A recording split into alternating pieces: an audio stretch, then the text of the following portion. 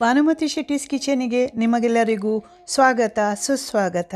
ನಾನು ಇವತ್ತು ಕನ್ನಡದಲ್ಲಿ ಕಪ್ಪರ್ ರೊಟ್ಟಿ ಅಥವಾ ಓಡು ದೋಸೆ, ತುಳುನಾಡಿನ ಪ್ರಸಿದ್ಧ ಒಂದು ಅಡಿಗೆ ಹಿಡ್ಕೊಂಡು ಬಂದಿದ್ದೇನೆ.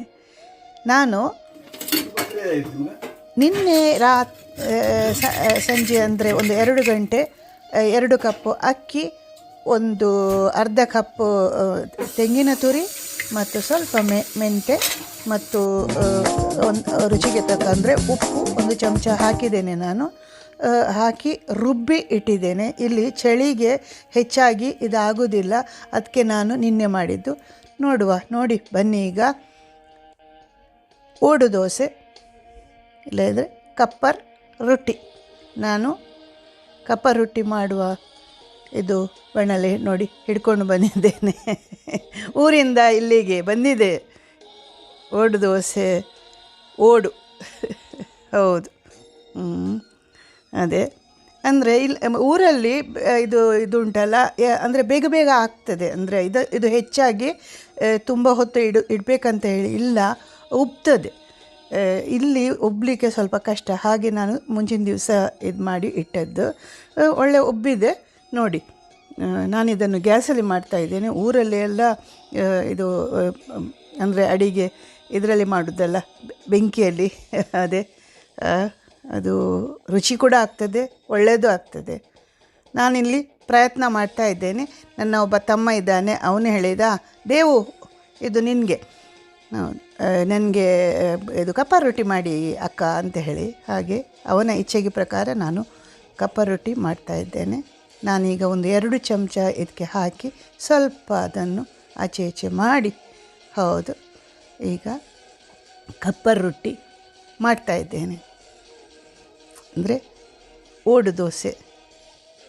ನೀವೆಲ್ಲ ಬರೀಲೇ ಇಲ್ಲ. ಮೊನ್ನೆ ನಂದು ಕನ್ನಡದಲ್ಲಿ ಒಂದು ಶುರುವಿನ ಬ್ಲಾಗ್ ಮಾಡಿದ್ದೆ, ಅದು ಹೇಗಾಗಿದೆ ಅಂತೇಳಿ ಬರೀರಿ. ನನಗೆ ಸಬ್ಸ್ಕ್ರೈಬ್ ಮಾಡಿ, ಲೈಕ್ ಮಾಡಿ, ಶೇರ್ ಮಾಡಿ. ನಾನು ಕನ್ನಡ ತುಳುನಾಡಿನ ಅಂದರೆ ಒಂದು ಇದನ್ನು ಅಡಿಗೆಯನ್ನು ಸ್ವಲ್ಪ ಮಾಡಿ ತೋರಿಸುವ ಅಂಥೇಳಿ ನಮ್ಮ ಮುಂದಿನ ಜನಾಂಗಕ್ಕೆ ಬೇಗ ನೋಡಿ. ಸ್ವಲ್ಪ ನಾನು ಎಣ್ಣೆ ಹಾಕಿದೆ. ಅಂದರೆ ಇದು ನೀವು ಊರಲ್ಲೆಲ್ಲ ಬೇರೆ ನಮೂನೆ ಮಾಡ್ತಾರೆ, ಹಾಗೇನಿಲ್ಲ, ನೀನು ಹಾಗೆ ಮಾಡಲಿಲ್ಲ ಹೀಗೆ ಮಾಡಲಿಲ್ಲ ಹೇಳಿ. ನಾನು ಜರ್ಮನಿಯಲ್ಲಿ ಹೇಗೆ ಮಾಡ್ತೇನೆ ಅಂತೇಳಿ ನಿಮಗೆ ತೋರಿಸ್ತಾ ಇದ್ದೇನೆ. ಅಂದರೆ ಕಪ್ಪರ್ ರೊಟ್ಟಿ, ಓಡು ದೋಸೆ. ಅದೇ ನೋಡಿ, ಈಗ ದೋಸೆ ತೋರಿಸ್ತಾ ಇದ್ದೇನೆ ನೋಡಿ ಹೇಗೆ ಆಗಿದೆ ಅಂತೇಳಿ. ಅಂದರೆ ಉಬ್ಬಿದೆ. ನಾನು ಮಾಡಿ ಅಂದರೆ ಇವರು ಈಗ ಕೊಡ್ತಾ ಇದ್ದೇನೆ, ಮತ್ತು ಕೇಳ್ತೇನೆ ನಾನು ಹೇಗಾಗಿದೆ ಅಂಥೇಳಿ. ನಿಮಗೆ ಹೇಳ್ತೇನೆ ಹೇಗಾಗಿದೆ ಅಂಥೇಳಿ. ಅದನ್ನು ಅಂದರೆ ಸ್ವಲ್ಪ ಒರೆಸಿ, ಅದಕ್ಕೆ ಅಡಿಗೆ ಎಣ್ಣೆ ಹಾಕೋದಿಲ್ಲ ನಾನು. ಅಂದರೆ ಒಂದು ನೋಡಿ 2 ಚಮಚ, ಮತ್ತು ಅದನ್ನು ಅಲ್ಲಿಗೆ ಸ್ವಲ್ಪ ಅಂದರೆ ದುಂಡಾಗಿ ಮಾಡಿ, ಅಂದರೆ ಅದು ಮಧ್ಯದಲ್ಲಿ ಸ್ವಲ್ಪ ಉಳಿಬೇಕು. ಹೌದು, ನಾನು ಹೋದ ಸಲ ಊರಿಗೆ ಬಂದಾಗ ಕಪ್ಪರ್ ರೊಟ್ಟಿ ತಿಂದಿದ್ದೇನೆ. ಅಂದರೆ ಮಾಡಿದ್ದು ನನ್ನದು ಅಣ್ಣನ ಮಗನ, ಅಂದರೆ ಅಲ್ಲಿ ಮಾವನ ಮನೆ ಹೋದ್ದು. ಅವರೊಂದು ಚೆಂದ ಮಾಡಿ ಒಳ್ಳೆ ಕಪ್ಪರ್ ರೊಟ್ಟಿ ಮಾಡಿ ಕೊಟ್ಟಿದ್ದಾರೆ ನನಗೆ. ಅದು ಯಾವುದೋ ಒಟ್ಟಿಗೆ ಅಂದರೆ ಇದು ಉಂಟಲ್ಲ, ಪೋರ್ಕ್ನ ಒಟ್ಟಿಗೆ, ಡುಕ್ರಾಚ ಮಾಸ್, ಅದರ ಒಟ್ಟಿಗೆ ತಿನ್ನೋದು ನಾನು. ಅದೇ ಇದು ನೋಡಿ, ಪರೆಯಾಗಿ ಒಳ್ಳೆಯದಾಗಿದೆ.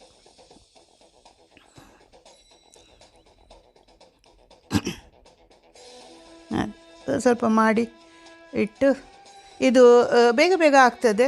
ಮಕ್ಕಳಿಗೆ ನಾನು ಹೇಳೋದು, ಇಲ್ಲಿ ಯಾರಾದರೂ ಊರಿನಲ್ಲಿ ಅಂದರೆ ಕಡಿಲಿಕ್ಕೆಲ್ಲ ಕಷ್ಟ ಆದರೆ ಎಂತ ಮಾಡಿ, ಅಕ್ಕಿ ಹಿಟ್ಟು ಉಂಟಲ್ಲ, ಅಕ್ಕಿ ಹಿಟ್ಟನ್ನು ತೆಕ್ಕೊಂಡು ಸ್ವಲ್ಪ ತೆಂಗಿನ ಹಾಲು ಹಾಕಿ, ಸ್ವಲ್ಪ ಉಪ್ಪು ಹಾಕಿ, ಮೆಂತೆ ಅಂದರೆ ಸ್ವಲ್ಪ ನೀರು ಹಾಕಿ, ಮೆಂತೆದ್ದು ನೀರು ಅಂದರೆ ಅದು ಒಳ್ಳೆಯದಾಗ್ತದೆ. ಮಾಡಿ ನೋಡಿ. ಇದರಲ್ಲೇ ಯಾವಾಗಲೂ ಓಡು ದೋಸೆ ಅಥವಾ ಕಪ್ಪರ್ ರೊಟ್ಟಿ ಅದು ಈ ಓಡಲ್ಲೇ ಒಳ್ಳೆಯದಾಗೋದು. ನಾನು ನೋಡಿದ್ದೆ ಬೇರೆ ಇದರಲ್ಲಿ ಅಂದರೆ ಪ್ಯಾನಲ್ಲಿ ಮಾಡಿ ನೋಡಿದೆ. ಅದು ಅಂದರೆ ಅದರದ್ದು ಇದು ಬರುವುದಿಲ್ಲ ಅಂತ ಹೇಳ್ತಾರಲ್ಲ, ಅದೊಂದು ಉಬ್ಬಿ ಒಂದು ಚೆಂದ. ಇದು ನನ್ನ ಅತ್ತೆ ಮಾಡ್ತಿದ್ರು, ಇದು ಕಪ್ಪ ರೊಟ್ಟಿ ಅಂದರೆ ಅಮ್ಮನ ಅಣ್ಣನ ಹೆಂಡತಿ. ಅದರ ರುಚಿ ಅಂದರೆ ಅದು ಯಾವಾಗಲೂ ಕೇಳೋದು ನಾನು, ಅವರ ಮಗಳು ಕೂಡ ಮಾಡ್ತಾಳೆ, ಅಂದರೆ ತುಂಬ ಒಳ್ಳೆ ಆಗ್ತದೆ. ಅದು ನಾನೀಗ ಮಾಡಿ ಇಡ್ತಾ ಇದ್ದೇನೆ.